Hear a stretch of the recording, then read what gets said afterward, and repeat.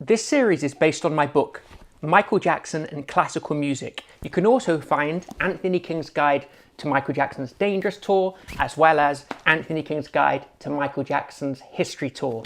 They're all available on paperback and Amazon Kindle, and you can find out more on my website, anthony-king.com.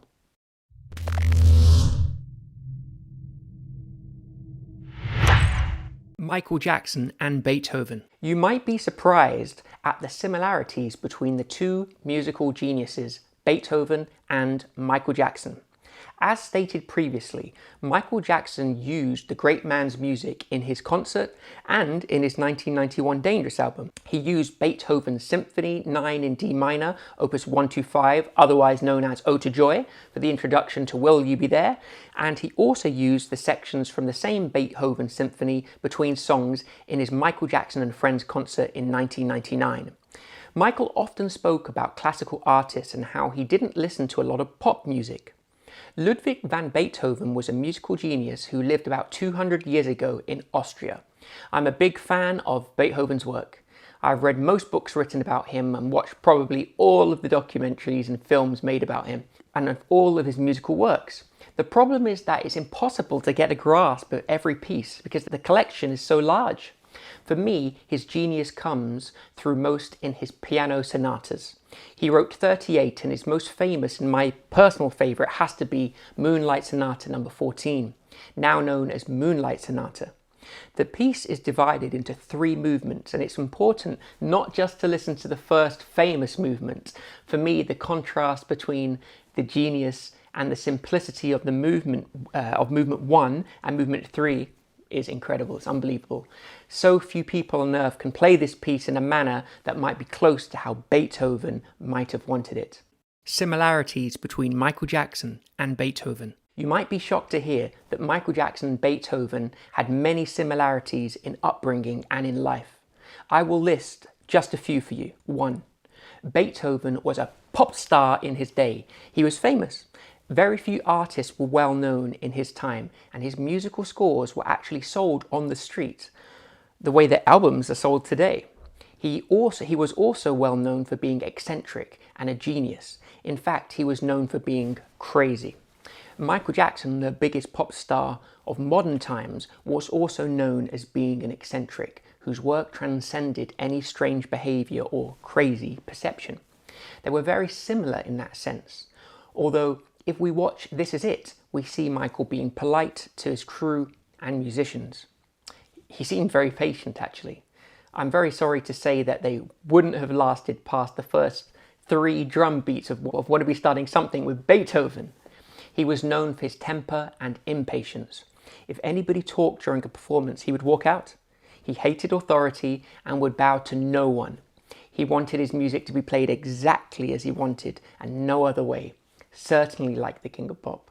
Number 2, Michael Jackson and Beethoven were similar in a way that they were perceived to be reclusive, have complicated relationships and difficult personal relationships, which clashed with their genius and their work.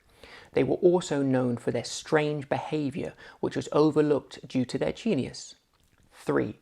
Michael Jackson started performing at the age of 6 or 7, obviously a very early age, and was obviously an amazing talent. And guess what age Beethoven did his first performance? Exactly the same age as Michael Jackson, 7 years old, although his father actually pretended he was 6. 4. They both had similar fathers who were harsh on them and pushed them to practice and perform.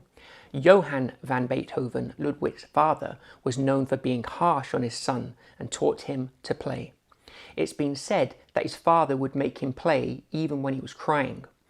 Michael Jackson's father, Joseph Jackson, has admitted beating his children, and Michael often spoke about the abuse at the hands of his father. It was Joseph who first pushed Michael to perform and train and practice, and would beat him if he made a mistake. Both artists' pain from their personal lives is reflected in their music. 5.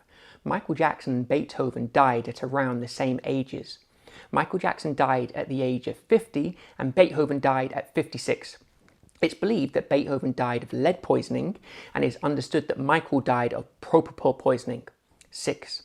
Michael Jackson's memorial and funeral were watched by millions around the world, and thousands of people turned out to pay their respects. Approximately 20,000 people filled the memorial services arena, and it was a big news event. When Beethoven died, a memorial procession was also held, and uncannily similarly to Michael Jackson, 20,000 people turned up. You have to remember that this was 200 years ago, with very difficult communication, basically word of mouth and posters.